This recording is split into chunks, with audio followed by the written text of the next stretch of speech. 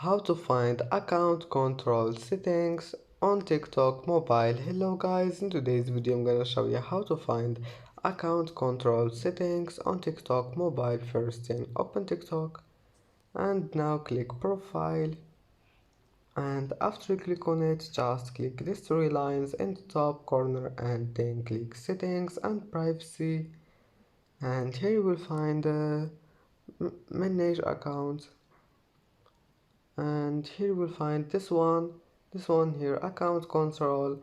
And now all you need to do is just manage here, and then you want, you can delete your account if you want, or switch it to business account. And that's it for today's video. If you like this video, don't forget like and subscribe, and thank you for watching this video until the end, and see you in the next video.